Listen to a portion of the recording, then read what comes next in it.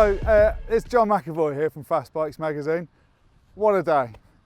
It's the first day out on a bike this year for everyone, and what a bike for it to be on, and what a day's weather we've had. This is the 2021 Suzuki Hayabusa. I'm going to stop short of saying it's the new Suzuki Hayabusa because it's not really the new Suzuki Hayabusa. When Suzuki released details of this a few months ago, there was outrage on the internet, absolute outrage. There was an outpouring of hate and absolute brimstone and fire aimed at Suzuki for not coming up with a turbocharger or a supercharger or 6 cylinders or doing more with this bike. And the truth is, I can see now why Suzuki didn't, because frankly the Suzuki Hayabusa has always been a great bike at what it does. And this one's no different. I'm not going to bore you rigid with all the changes that they've made, but there's quite a lot of them, all very small particular changes.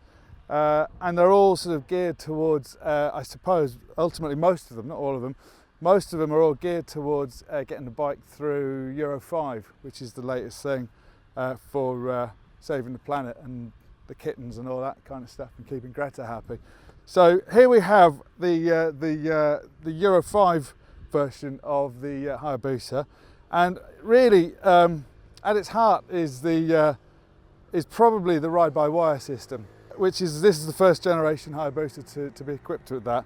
And what that does then is it allows Suzuki to control all the fuel injection a lot more precisely and run it a lot leaner, I guess, to help it through the emissions. And a byproduct of that, when you bolt an IMU, a Bosch IMU on this one's got one of the 6-axis ones, you then get all the rider aids on this one, which is probably certainly what Suzuki are peddling as the big sort of standout feature on this one over the previous generation's Hayabusas.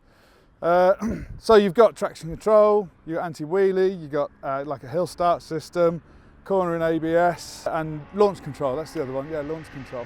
So you've got all the sort of standard stuff, which has kind of brought the Hayabusa up to the modern day, which is great.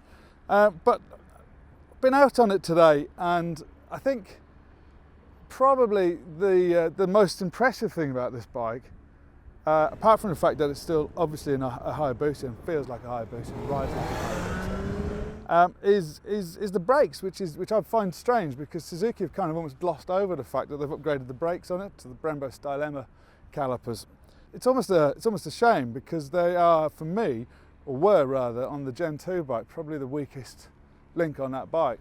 And they've done a fantastic job. They've made the discs bigger, and like I say, they've got the Stylema brake calipers on there. So the combination of that and the different fork internals that they've done, the reworked suspensions, not new suspensions, just got different internals, has kind of taken the Hayabusa to I'm not going to say another level, but it's certainly brought up to the same standard as the engine, let's say, the brakes, and it makes this bike a lot easier to ride in a very spirited way, let's say, which we've been doing today.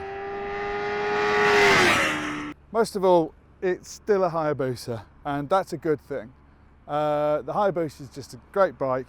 It always has been from day one, and it still is. Personally, on the Gen 1 bike, once upon a time I took part in a magazine feature where I rode one overnight from Bratislava in Eastern Europe all the way down through Hungary and into Belgrade in Serbia. Actually got robbed at gunpoint on the Serbian border on that trip. That was interesting, but that's another story. So that was on the Gen 1 bike, and that was 500 miles overnight in the dark, 1,000 miles from home, and actually in a room full of people full of AK-47s with me and the Busa. We got there, and that was good.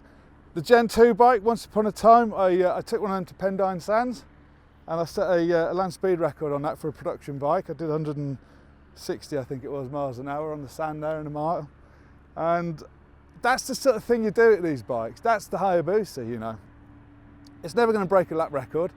That's not what it's here for. It's here for smashing out massive distances overnight, or if you really must, riding down a beach really fast, trying to set a land speed record. And I've got absolutely no doubt that this bike at some point mine and this bike's path will cross again, hopefully in the not too distant future, and we'll do something daft again. So there it is.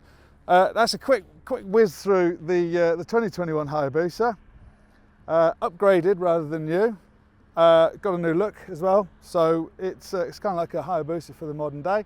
And I'm going to go home now and set about writing it all up for next month's issue of Fast Bikes.